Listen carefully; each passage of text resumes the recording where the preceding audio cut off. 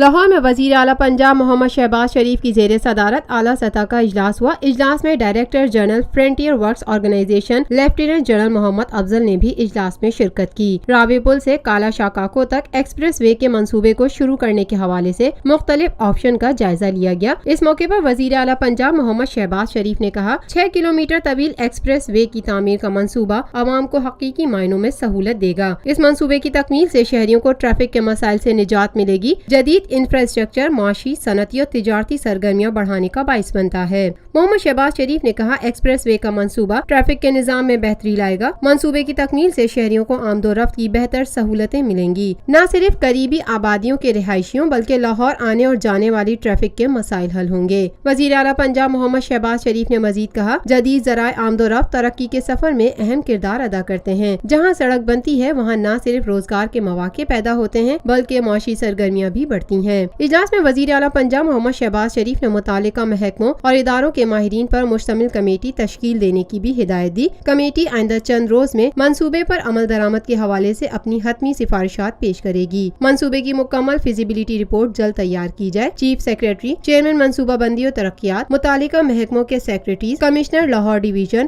اور frontier works organization کے اعلیٰ حکام اجلاس میں شریک ہوئے۔ Lotus Lake Towers, a groundbreaking endeavor by Lotus Properties.